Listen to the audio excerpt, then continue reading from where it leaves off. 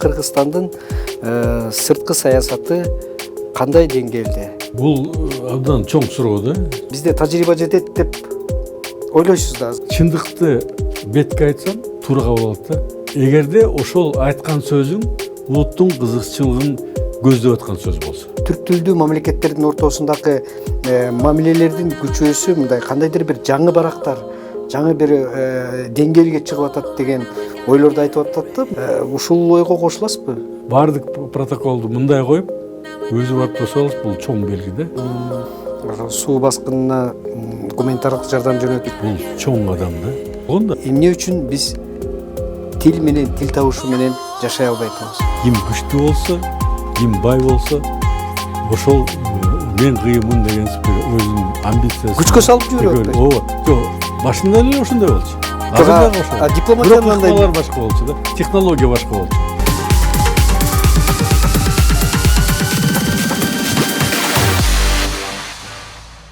Саламатсыздарбы, урматтуу Кабар улуттук маалыматтык агенттигинин көрөрмандары жана окурмандары.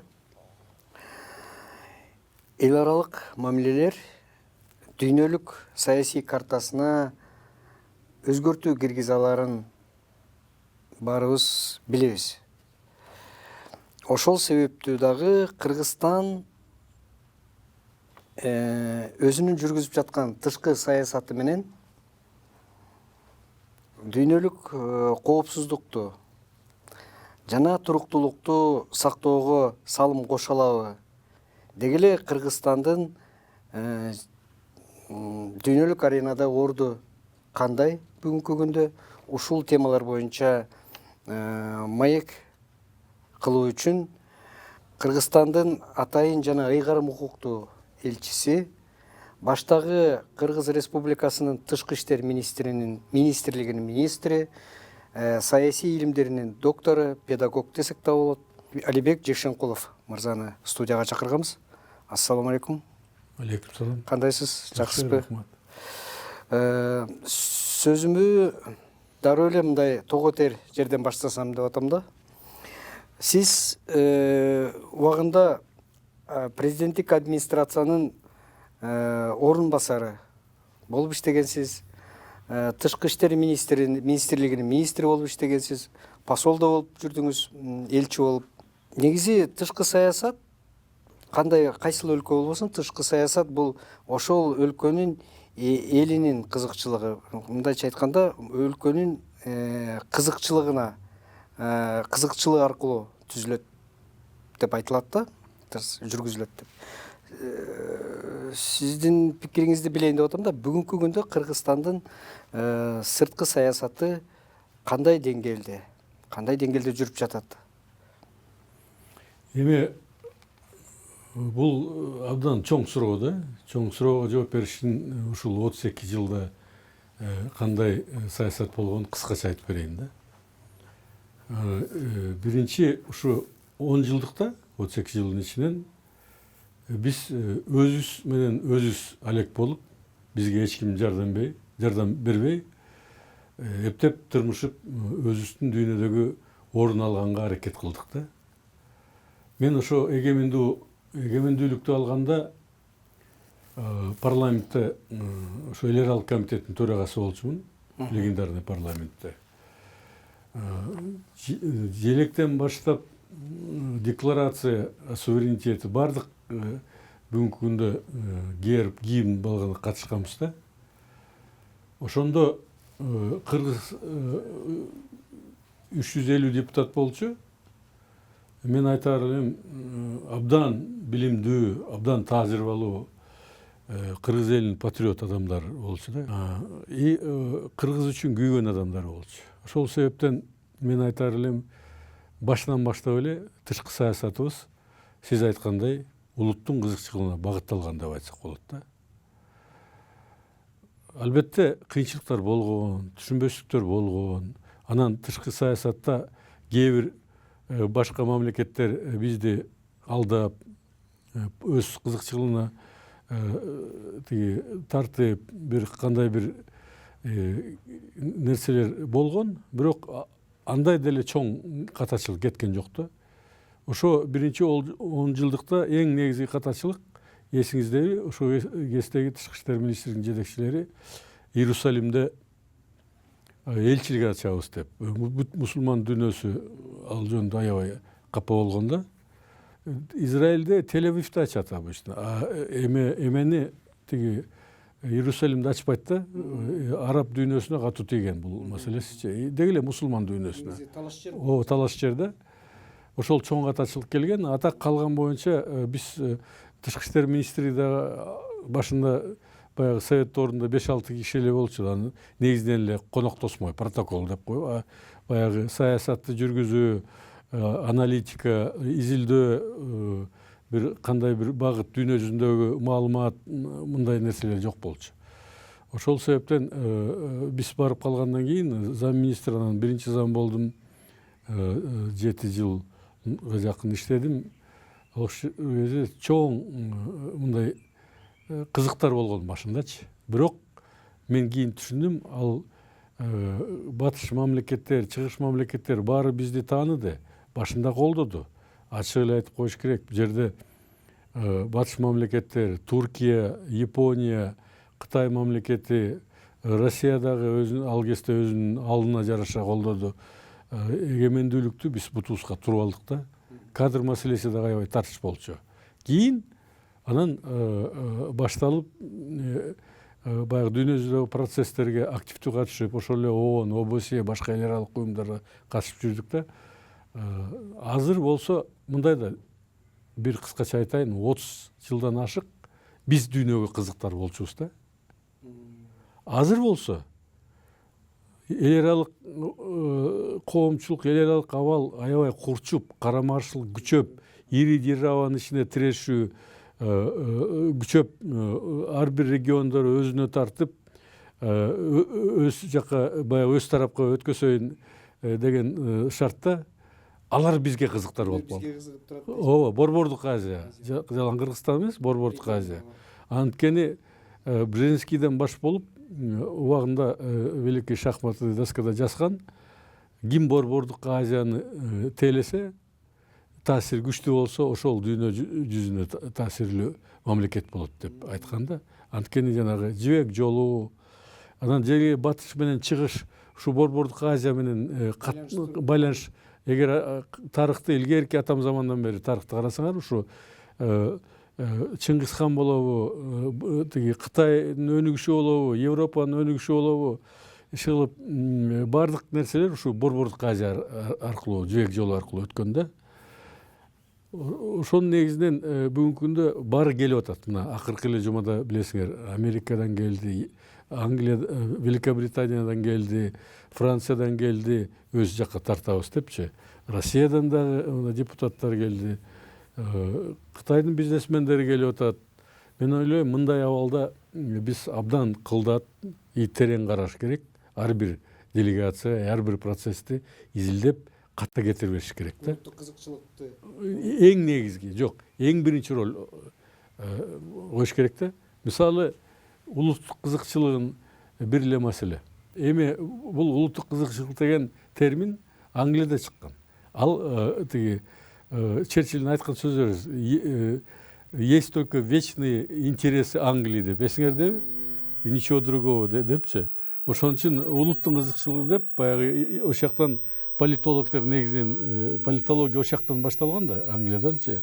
Баягы Грейт Бритен болуп турган, бүт Великобритания болуп турганда, чоң дүйнө жүзүнө таасирлеп, ошондо кандай бир таасирин күчөтүшүн өзүнчө илим катарында ойлоп чыгышкан да. Азыр болсо, мен ойлойм, бүгүнкү күндө абал туруктуу, биздин тышкы саясатыбызда, мына тышкы иштер министрликте иштеп аткан министрден баштап, замдары, директор департаменттер уже кыргызча айтканда торолуп, мындай бутуна туруп, тажрыйбалуу болуп, көп нерсени дүйнөдөгү процесстерди мындай изилдеп, анализдеп, ошого бир кандай бир божомолдорду, ошо кандай маселелерди жетекчиликке берип, ошол кандай жолдору бар чечкени, аргументтерин тактап, мен оюмча мындай түз жолдо баратабыз да бүгүнкү күндө. Бир нерсени айтып коеюн, бул жерде тышкы саясат туура айтасыз. Тышкы саясат менен ички саясат взаимозависимый, бири-бирине таандык да. Тышкы саясат кандай болсо, ички саясат болот. Мына эсиңердеби? Американский базанычы тиги Манастагы. Ошол Бакиев президент убагында 360 миллион Россиядан алып, анан алдап аяктычы. Аягында центр кылабыз деп базаны атын эле өзгөртүп, база калган да. Анан Россия сыртын салып койду эле. Бул жерде ал кезде оппозиция дагы күчтүү болчу. Жыйынтыгы бийлик алмашты. Бийлик алмашкан сайын, мына 3-4 жолу алмашкан сайын бүт дүйнө жүзү Кыргызстанды мындай өтө мындай кунт коюп карап турат да, чын айтканда. Ошол себептен бизде стабилдүүлүк болсо, инвестиция дагы болот, көп жардам келет, ишилип карым-катнаштар көбөйөт. Ооба, ошол бир нерседе. Анан азыр болсо мен баягы ички саясатты айттым да, эми тышкы саясат. Азыр болсо мына ойлоп көрсөңөр, акыркы эле 23-жылы Кытай менен товар оборот 5 миллиард 100 миллионунан ашыптыр. Россия 2 миллиард 300 миллион доллар. Баягы Россия менен Кытайдын ортосу карым-катнашы күчөдү да. Бурун Россия дагы ачык айтканда бүгүн тиги чыгышка аябай бурулду, туурабы? Ушундай эмелерди биздин мамлекет туура пайдалана болуш керек да. И биздин жарандар. Негизинен шарттар түзүлүп атат деп айтам. До конца түзүлүп, ушуну түзүлүп. Ошол бул бир жагы. Экинчи жагынан мына тиги НАТО мамлекеттеринин 3 мамлекеттин өкүлү келип кетти, туурабы? Госдептин өкүлү, тышкы иштер министри Великобританиянын, Франциянын бир эле жумада департаменти, анан жанагы тиги C5+1 деген формулалар, ооба, ушундай көп нерселер болуп атат да. Ушул нерседе аябай мындай баарын изилдеп, баарын байкап, катачылык кетирбеш керек да. Мындай да, эгерде ката кетсе, биз ошо Россия менен Кытайга мамиле бузуп албайлык да. Анткени алар негизги ошо санкцияны эң биринчи, эң көп 5000ден ашык санкция киргизди Россияга, Кытайга дагы басымдуулук кылып атат. Кечээ мен таң калдым, Блинкен Кытайга барып, бир четинен бири-бирине эметпей конкуренция болуш керек, анан өзү болуш керек деп коюп, ошол эле кезде технологияны басып атат да, Кытайда өсүп аткан. Бул кош стандартдуулук да. Ушундай нерселерди биз мындай аябай кылдаттык менен. Бирок сиздин оюңузча, жана сөзүңүздүн башында айтпадыңызбы? Биз 30 жыл дээрлик ошол мамлекетти куруу менен алек болдук да. Ошол эле революциялар деле парламенттик, президенттик, парламенттик деп алектенип атып, сырткы саясатыбыз, тышкы саясатыбыз. Бирок бизге жакшы эле жардам болду да башында. Мисалы үчүн ошол эле биз өзүбүздүн эгемендүүлүктү жарыялаган күндөн тартып көп мамлекеттер дароо мындай кабыл алганы, тааныганы, бизди көз каранды мамлекет катары, көз карандысыз. Жанагы Бириккен Улуттар уюмуна мүчө болгонубуз, көптөгөн жана эл аралык келишимдерге кол коюп, уюмдарга мүчө болгонубуз. Менимче Кыргызстан бир дагы эл аралык келишимдерди буза элек. Мындай одоно түрдөчү. Анан азыр сиз айтып атпайсызбы, мындай мындай олку солку болуп турган убакта биз аябай абайлашыбыз керек деп. Демек биз азыр мындай бизде тажрыйба жетет деп ойлойсуз да, азыр бизде дипломатиялык тажрыйба жеткиликтүү болуп калды да, туурабы? Мага бул жерде бир нерсени белгилеп кетейин. Ушу чакан мамлекет ушундай өткөөл татаал заманда абдан активдүү тышкы саясат өткөрүш керек. Ошон үчүн мен мисалы биздин президент Садыр Жапаров активдүү Россияга барат, Кытайга барат, Европага барат, ушундай активдүү иштеп атат да. Мына Казакстан, Азербайжан, ага чейин Өзбекстанга барды. Бул абдан мындай жакшы нерсе. Анткени бизге окшогон чакан мамлекет абдан ийкемдүү бир жагынан. экинчи жагынан мындай ылдам, үчүнчү жагынан туруктуу саясат өткөрүш керек. Туруктуу деген эмне? Туруктуу деген бул баягы бир мамлекетке барып милдеттеме алса, башка мамлекеттерге зыян тийбейби ошол милдеттеме. Же болбосо мына лорд Камерон келди, ал менен сүйлөшкөндө ага кандай сөз болгон маалымат көп жок, бизде билесиңер тиги ММКларда көп тараган жок, бирок ошол сүйлөшкөндө аларга сөз берсе, ошол сөз Кытай менен Россия мамлекеттерге зыян, биздин эки тараптуу мамилелерге зыян тийбейби деген ошол туруктуулукта. Анан мен бир нерсени айтып коеюн, ОБСЕде Венада 4 жыл иштебедимби? Ошол эле 55 мамлекет болчу ал кезде. Элчилер менен постоянный совет деп койчу, 4-күнү күнү чогулуп, сүйлөшүп, бардык маселелерди дүйнө жүзүндө болуп аткан өзгөчө укук маселелерин, тиги адамдын укугу, мамлекеттин укугу, коомдук абал, экономика коопсуздугу, жалпы коопсуздук маселелерди көп пикир алмашып, кайсы мамлекетте эмне болуп атканын көп сүйлөшүп калдык да. Анан ошондо чындыкты бетке айтсам, баягы алып эле кээде кагаз короп дегендей кыргыздар. Кээде түз айтсаң туура кабыл алат да. Анан эгерде ошол айткан сөзүң улуттун кызыкчылыгын көздөп аткан сөз болсо, жеке өзүң амбиция эмес, же лидерлердин амбициясы эмес, кандай бир топтордун же саясий топтордун амбициясы, кызыкчылыгы эмес, именно мамлекеттин. Алар дагы талдап турат да. Мына бул элчи момундай сөз айтты. Бул эмнеден себептен айтты? Бул ошол мамлекеттин кызыкчылыгын көздөп айтып атабы, же бир саясий топтун, же бир партиянын кызыкчылыгын көздөп айтабы деп баарын талдайт да. Тажрыйбалуу дипломаттар муну дароо эле байкайт болуш керек уже. Ооба, дароо эле билинип коет. Ошол себептен бул жерде кээде бетке айтыш керек, кээде ороп айтыш керек. Бул жерде эмеге жараша да мына баягы Блинкен кат жазбады беле? Ошондо сөз эркиндиги боюнча. Ооба, сөз эркиндиги боюнча жанагы НПОлор боюнча мен дагы сиз уккандырсыз, мен дагы айттым, эми Блинкен бүгүнкү заманда киришпей эле кат жазбай эле койсо туура болмок депчи. Эми алар жана эски неме менен эле. Баягы анткени Американын абалы өзү баягы адам укугу боюнча, мисалы бизде тиги өлүм жазасы бизде жок. Бизде жок. Америкада бар. Аларда бар, Ооба.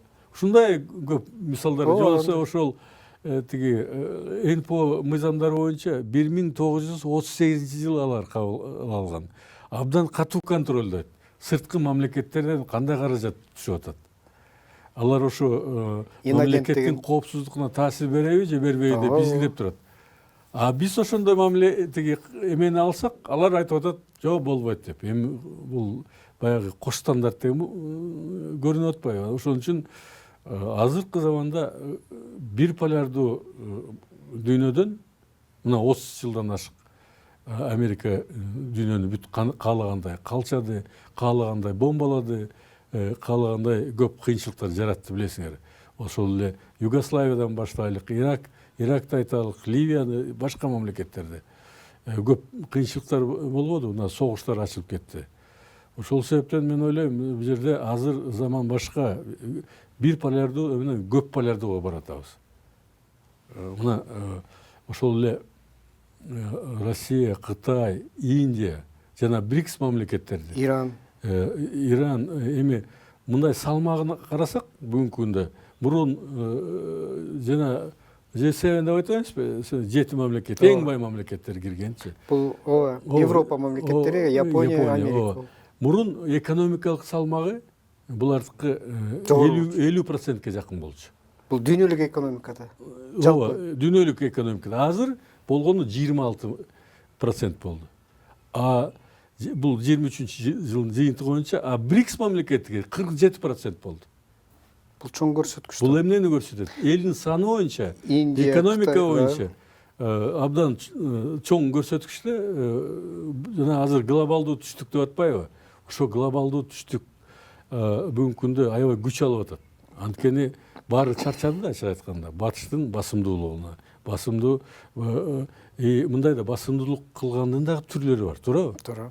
Баягы сөз менен айткан бир жөн, эгер мындай жазалайбыз, сен мындай бизди колдобосоң, санкцияны колдобосоң биз жазалайбыз, биз момунтебиз деген коркутуу заманга кетти. Азыр заман башка да. Азыр андай эмес деңиз. Азыр мына интернет, компьютер, искусственный интеллект деген бир окуя Африкада болсо, биз дароо Планетанын экинчи бетинде уже дароо уже билинип турат, туурабы? Азыр башка убакыт. Ошон үчүн эл дүйнө жүзү өзгөрдү да. Ошону алар, мен таң калам ачык айтканда. Мына ошо батышта ЕВНда иштеп жүргөндө алардын дипломаттары сүйлөшкөн акылдуу кишилер көп аяктачы. Эмне үчүн ушундай баягы басымдуулук кылып, ошону түшүнбөйт. Дүйнө жүзү өзгөрүлгөнүн, дүйнөнүн коомчулук өзгөрүлгөнүн, мамлекеттер өзгөргөнүн ушуну түшүнүш керек эле да.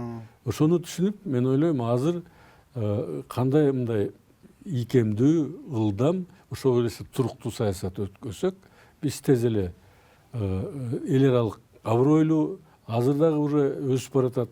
Бул мындан ары дагы күчөйт. И баягы эң негизги багыт тышкы саясат, сиз туура айттыңыз. Бул мамлекеттин коопсуздугу, анан элибиздин тиги бейпилчилдиги деп коелукчу. Бейпилчилдиги, келечеги үчүн. Келечеги, жаштардын келечеги үчүн ошого багытталган да. Мен кээ ушундай нерселерди айтсам, ишенем, келечек жакшы болот деп. Жок, азыркы өлкө башчыбыз президент Садыр Жапаровдун саясий идеологиясы да менимче келечекке кызмат кылуу деп айтылат да. Келечекке кызмат кылуу деген бул мындай аябай чоң түшүнүк. Анын ичинде ошол тышкы мамилени түзүү дагы, дипломатия дагы кирет болуш керек деп ойлойм да. Биз эми өзгөчөчү. Бизге бүгүнкү күндө биз азыр транзит мамлекет болобуз деп эле ниеттенип атпайбызбы? Буюрса жанагы темир жол, Кытай, Кыргызстан, Өзбекстан, анан тетиги Джейхан, Бакуга чейин, Каспий деңизине чейин биздин товарлар өтөт же болбосо транзит болот деп өткөзүп турабыз деп. Ооба. Ошол эметкенге чейин азыр абдан маанилүү мамлекеттин мындайча айтканда эл аралык булчуңун, эл аралык аброюн, эл аралык мындай атын мындай күчтөнүш керек да, аябай. Күчтөнүп турсак, анда кийин ошол келишимдер түзүп атканда, ошол эле Кытай менен Өзбекстан, Азербайжан, башкалар менен жеңилирээк болот да. Туура. Сиз эми тажрыйбалуу дипломат катары дагы, саясатчы катары дагы, мамлекеттик ишмердик катары дагы менимче жакшы билет болушуңуз керек. Дүйнөлүк саясатта Кыргызстан өзүнчө алганда бул аябай эле кичинекей мамлекет. Биз көбүнчө дүйнөгө регион катары кызыкпыз да. Мисалы үчүн Орто Азия региону. Орто Азия региону дегенде бул 5 мамлекет, ошол эле Өзбекстан, Кыргызстан, Казакстан, Тажикстан, Түркменистан. Биз азыр сиз экөөбүз албетте бир чоң дүйнөлүк арена жөнүндө сүйлөшүп атабыз, бирок Кыргызстан ошол эле мезгилде миңдеген километр аралыкта турган чоң мамлекеттер эмес, жанындагы эле кошуналары. Мисалы үчүн Казакстанга ашып барса бир 10 километр. Кордай башталат. Бул өзүнчө мамлекет. Өзбекстан ошондой. Бул тараптан да бизде мындай кандайдыр бир туңгуюктар пайда болгондой сезилчү да, себеби ошол эле чек ара маселелери. Азыр болсо Тажикстан менен Кудайга шүгүр чек ара маселеси чечилүүчү этапка келип калды. Акыркы точкасы. Өзбекстан менен болсо дээрлик чечилип бүттү. Казакстан менен андай маселе жок. Эсиңизде болсо, мына жакынкы күндөр эле өлкө башчыбыздын башчылыгында Казакстанга болгон мамлекеттик визит, андан кийин Азербайжан өлкөсүнө. Бул сиз жана сөзүңүздө айткандай, бул динамикалуу, могу сырткы саясатты жүргүзүүдөгү динамикалуу аракет ошол эле убакта мына түрк тилдүү элдердин, түрк тилдүү мамлекеттердин ортосундагы мамилелердин күчөөсү, мындай кандайдыр бир жаңы барактар жаңы бир деңгээлге чыгып атат деген ойлорду айтып атат да, могу эксперттер айтып атышат, журналисттер дагы, сиздин кесиптештериңиз ушул ойго кошуласызбы? Албетте кошулам. Бул жерде мындай да, башынан баштап ушу туура багыт бийликке келгенде эле президент туура багыт алды да. Ошол Өзбекстан менен биринчи маселе чечилди. Алар менен жылуулук маселе, тиги Казакстан менен мына менин эсимде Казакстан менен мындай деңгээлде жолугушуулар мурун бир жолу болгон. Акаев менен Назарбаев куда болгондо. Аябай жакын болуп Аябай жакын болуп, ушундай урматташып, сыйлашып, бирок кийин өзүңөр билесиңер, 17-16 жылдарда аябай солкундап кеткен. Азыр болсо жанагындай орден берип, Манастын эстелигин ачып. Достук орденин бербейт. Ооба, достук биринчи даражадагы болгон. Ошол ушундай кадамдарга өзү тосуп алды. Бул дагы чоң белги. Касым-Жомарт Кемелович Такаев мен жеке жакшы билем. Анткени сиздин кесиптешиңиз да, менимче, дипломат. Бир кезде замминистр, анан кийин министр, анан кийин дагы бир нерсе, биз ушу ал киши дагы, мен 2000-жылы Москвада докторский защита алсам, ал киши 2001-жылы. Биздин бир жетекчибиз болгон да. Ошол жерден постоянно барлар жакшы тааныштырбайсызбы? Аябай жакшы тааныйм. Абдан тажрыйбалуу, оондун зам болуп иштеген, премьер болуп иштеген, председатель сената болуп иштеген, бардыктарын такшалган. Өзү барып тосуп алыш, бул бардык протоколду мындай коюп, өзү барып тосуп алыш, бул чоң белги да. Мына бул аэропорттон, самолеттон келди дегендей маанидеги. Анткени бир нерсени айтып коеюн. Бул кишинин атасы баягы 33-жылдарда Кыргызстанда бияка казактар ачкаччылыкта келген, башкалкалап бияка келбеди беле? Ошондо атасы дагы бар экен да. Ошол абдан эсинде бар да ал кишининчи. Ошон үчүн азыр эме Казакстан менен толук мүмкүнчүлүк ачылды. Анан Өзбекстан президенти Шавкат Мирзиёев агиш менен дагы мен комсомолдо жүрчүмүн. Жеке жакшы таанышып калдым. Абдан тажрыйбалуу. Анан жаңы форматтагы жетекчиси. Бул баягы 13 жыл Каримовдун убагында премьер-министр болушу бул рекорд да, биринчиден. Экинчиден бул ушунчалык аябай өзүнүн сабырдуулугун көрсөткөн. Мурун кыйын болсо 2 жылдан чыдачу премьерлер. Тилтабыш азыр болсо мына Өзбекстанга барсаңар, жакында эле мен бар элекмин, досторум барып келди, аябай өнүгүп атыптыр дейт. Тартип дагы бар, тазалык, өнүгүү дагы бар, жакшы өнүгүп атыптыр. Ошон үчүн булар менен биз абдан жакын мамиледе болушубуз керек. Тиги Тажикстан менен албетте Тажикстан жетекчилиги деле туура түшүнүп калды болуш керек. Анткени биз ОДКБнын мүчөсүбүз да. Алга мен билишимче ага дагы Москвадан дагы ошол эле тиги Өзбекстан жетекчилери, Казакстан жетекчилери мындай айткан да. Неформальный. Неформаль түрүндө кыргыз ич ара урушууга болбойт деген. Ич ара болбош керек депчи. Тынчтык орнош керек Борбордук Азия деген. Ошон үчүн түшүнүп, туура кадамдарга буйрса, мен ойлойм тиги азыр жанагы ошо Камчыбек Ташиев жетектеген ушул багыт абдан жакшы жолдо баратат да. Биз баягы так биллекпиз, кайсы жерлер алынган, кайсы жер берилген. Бирок негизинен мындай да, жалпы жонунан чечилген, бул жакшы да. Жакшы да, ооба. Баягы бир жагы берилет, бир жагы келет дегендей, ал бул мыйзам ченемдүү. Дүйнө жүзүндө тажрыйба ошондой. Чек араларды тактаганда, аныктаганда ошондой болот да. Буга биздин элибиз сабырдуулук кылыш керек. Сиз айткандай дагы Алиев бул акылман президент экен.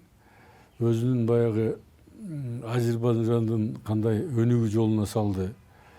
Атасы акылдуу киши болчу да, Гейдар Алиев. СССРде член политбюро болчу. Председатель, зампредседатель. Первый зампредседатель правительства. Биринчи. Председатель КГБ Азербайджана ЦКнын биринчиси болчу, эң таасирдүү чембирлордун бири болчу да, Андропов менен эң жакын адам болгон. Ошол себептен бул киши да аябай акылдуу экен, атасын тартып көп нерсени. Мен ойлойм, мына барганда дагы биздин президентке ат мингизип, сый урматын көрсөтүп, жанагындай проекттерди эметип, тиги дагы кол коюп документтерге жакшы болду. Мен ойлойм, мындайда азыр бара-бара дүйнө жүзү саясатта чоң мамлекеттер тирешүүсүнөн кийин бизге окшогон майда мамлекет, орто мамлекеттердин дүйнөлүк саясатка таасир көбөйөт да. Бул жерде ушундай багыт болуп баратат. Эмне себептен бизге келип атат, туурабы? Биз тарапка өт, бизди колдоо, биздин багыт көрсөткөн достошууга аракет кылып атат. ооба, тарткан. Ошон үчүн бул жерде мен ойлойм, бул жакшы да. Азыр Кудайга шүгүр биздин тышкы саясатыбыз бир нукка түшүп, туура жолдо барат. Ушул жерде белгилеп кетчү бир нерсе, негизинен эгемендик алган жылдан бери Кыргызстан башка мамлекеттерден жардам алган мамлекет катары ушундай бир образ пайда болуп калганда, биз кай жерде болбосун жардам сураган. Бирок акыркы күндөрү байкалып атат, мисалы үчүн ошол эле Казакстанга суу баскынына гуманитардык жардам жөнөттүк.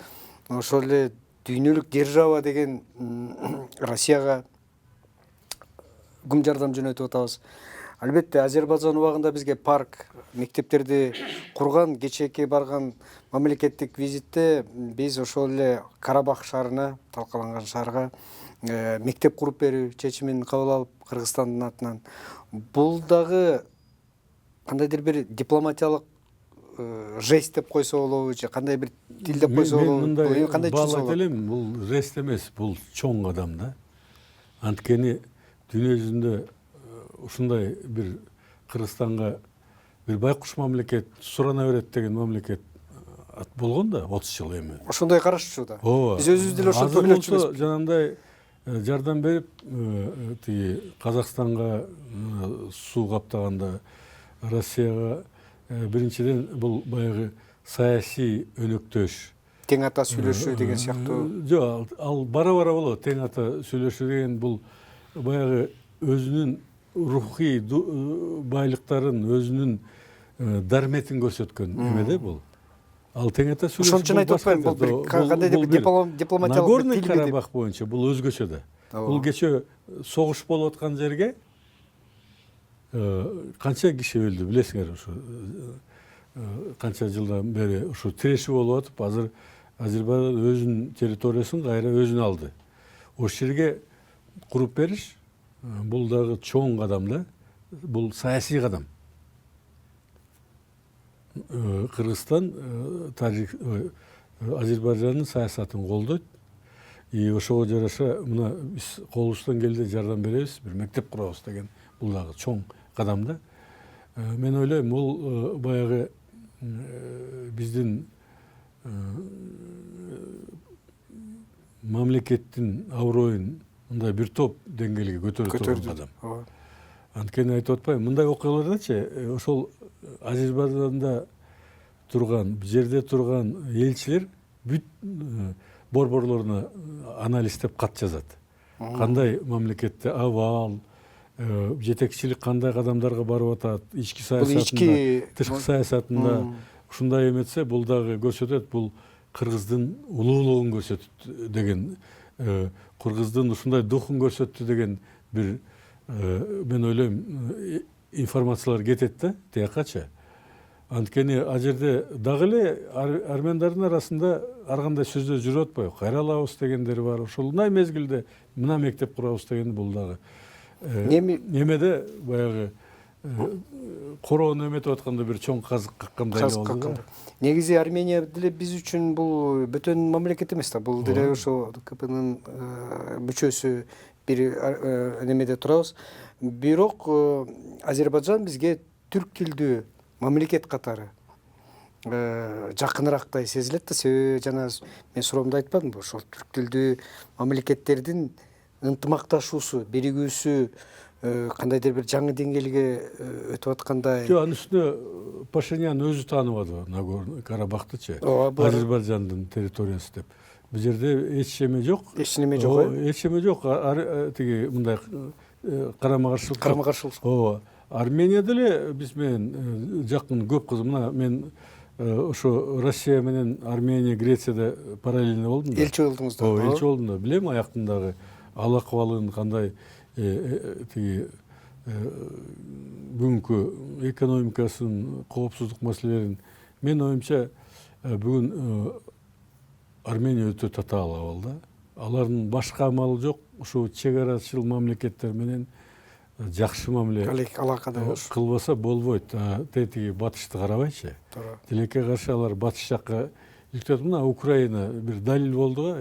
Элдин кызыкчылыгын ойлосо, Украинанын жетекчилери эки тараптуу болмок да. Ошо Россия менен дагы жакшы, Европа менен дагы жакшы. Ага эч ким. Алардын тарыхый вазифасы ошондой болуш керек болчу негизи. Ортодо транзит катары. Мына бизде мен бир нерсени айтып берейин, болгон окуя. Мурун Каримов тирүү көзүндө, Назарбаев бийликтегенде кээде экөө тирешип калчу да. А биз болсо ортодо кыйналчубуз ошондочу. Бирок эч кимге тартпай мындай эметип койсок, алар кайра тил табышканда биз эч ким менен жаман болчу эмеспиз. Жаман болчу эмеспиз дейт. Өзгөчө эгемендүүлүк болгондо баягы эсиңерде борбордук кайра курабыз деп бир проекттер чыкпады беле, курулбай. Ошо кезде эми мен лидер болом деген талаштар, маселелер болгондо ошондой болуп калчубуз. Биз ортодо турдук эле, эч жакка тартпай. Мына Кудайга шүгүр, эч Казакстан менен дагы бүгүнкү күндө жакшы мамиле, Өзбекстан менен дагы бир туугандык мамиле.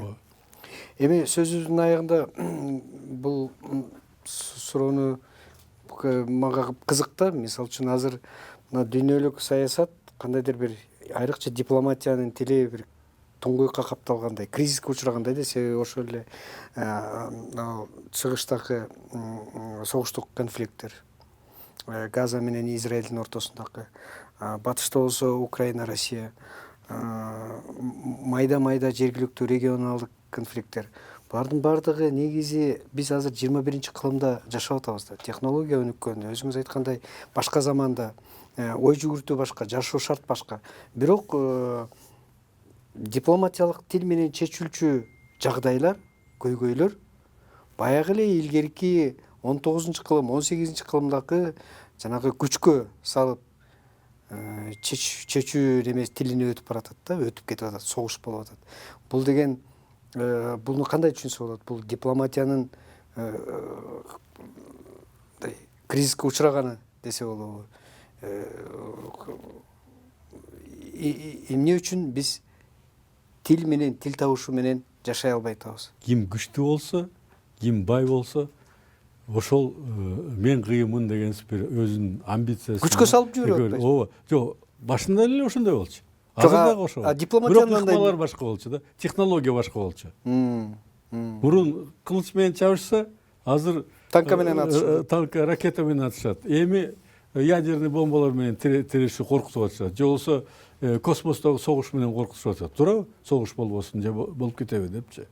Ошол себептен мен ойлойм, бул нерсе адам өзүнүн руханий өзүнүн байлыгына таянып, өзүнүн духун кайрылып, баягы Кудайга кайрылып, өзүнүн бир эмеге келбесе, биз өтө кыйын абалга. Негизи эле жалпы адамзат, жөнүндө айтып атасыз. Жалпы адамзат. Эми ойлонуп көрсөңөр, болбогон кайсы религияны албайсыңар, мындай эмеде, эми жанагындай жаш балдар уруксаат берилиптир өзүнүн баягы жыныстыгын алмаштырганга, же болбосо эркек менен башкосунга, аял менен. Бул Кудай деле мындай жакшы көрбөйт да. Мен ойлойм, батыш дүйнөсү эгер мындай нерсени кайтпаса, өзүн өзү жейт да. Менимче өзүн өзү жеп баратат уже. Жок, эми азыркы аракет жыйынтыкка деп айтып атпаймынбы? Бул сөзсүз болот деген сөз да. Ооба. Бир нерсени мен айтып коеюн, ошо тышкы саясатта азыр бизге окшогон чакан мамлекеттерди, же болбосо улуттарды, ошо чоң мамлекеттер кээде бири бирин кагыштырып, улут аралык кагылыштуу, диний аралык кагылышууларды эметкенге, аракетке өткөндөй көрүнөт да, мындай. Бир мына мисалы Лорд Камерон келбедиби? Ошондо мен бир нерсеге таң калдым да. Бир сөзү, бул өтө маанилүү сөз болду. Кыргызстан өзүнүн эл аралык саясатында тиги ким менен кызматташат, ошого тандаганга укуктуу деп атпайбы? Бул чоң сөз да, мындай талдап көрсөңөрчү. 30 жылдан бери бизге баягы бирөө тышкы саясатыбыз таңуулап, кыргыз каалабаган саясатты өткөзүп, бирөөлөр бизди басып тургандай айтты да. Бул сөз төркүнү кайда кетип атканы эми түшүнүктүү эле. Бул баягы ошол эле Россия, Кытайга тийишип анан бул тиги ошо биздин көп жаштар бул маселени, тарыхты билбейт да. Мына мен айтып коеюн, принц Чарльз, азыркы король Карл III 96-97 же 98 ушул 90 жылдарда келген Кыргызстанга. Ошондо мен биринчи зам болуп уюштуруп жүргөм да, протокол тейлеп анан. Ошондо бул киши айткан сөздөр айтылган да. Ойлоп көрсөңөр. Ошол кезде эле 25 жыл өттү.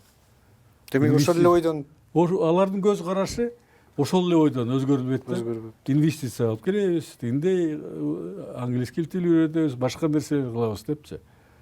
Жаңы айыл чарба, айыл чарбаны алар кызыктар болуп атат. Биздин жумуш технологиябызга? Жок, биздин технология жумушчуларга. Биздин жумушчуларга. Ооба. Бизден барып иштеп атышпайбы? Ооба, аларга жетишпегендиктен алар кайрылып, бул тарых ошондой да. Бизден жумушчу күч алып барып, анан кыргыздар жакшы иштейт экен, анан түз жүрөт экен, кыргыздар тарталык деп ошол себептен чыкты да. Тартиптүү экен. Бир эле Англия эмес. Иә. Ошол эле Польша, Германия, башка мамлекеттерди айтпай эле коеюн. Бул келген айтып атпайм. Ошон үчүн бул жерде биздин ушу радиочулар, окурмандар болобу, ушундай нерселерди талдаш керек да. Эмне себептен мындай айтылды? Мен ойлойм, бул чагымчылык да. Чагымчылык. Түшүнгөн адамды. Бул тыштап койду. Анда азыр мына мен сабак берем, славянскийде. Ой жүгүртүү жакшы жаштардынча. Мындай келечекти ойлогон, бүгүнкү абалга туура баа берген жаштар көп азырча. Анан алар деле ойлойт, анда бизде тандоо жок болду, эмне кылсак анда, каякты тандайбыз деп кайрашса. Ошол кайраштыруу маселеси да. Мен ойлойм, бул жерде биз ушундай нерселерди токотерин жарып, коомго чечмелеп түшүндүрүш керек да. Эми бул жаатта сиз айтпадыңызбы? Мен сиздин сөзүңүзгө толук ишенем. Тажрыйбабыз Кудайга шүгүр жеткиликтүү деп. Эми азыр ички саясаттагы, тышкы саясаттагы аябай мындай күтүүсүз бат өзгөрүүлөр абдан көп дүйнөдө. Менимче сиздей тажрыйбалуу кишилердин сөзү, эксперттик ою, жарандык ою абдан керек. Сизге ошол бүгүнкү чакыруубузду жок дебей убакыт таап келип, оюңузду билдиргениңизге ыраазычылык билдиребиз. Менимче алдыда дагы убактыңыз болсо келип дагы айтып турасыз деген. Рахмат, сиздерге дагы ийгилик каалайм. Рахмат.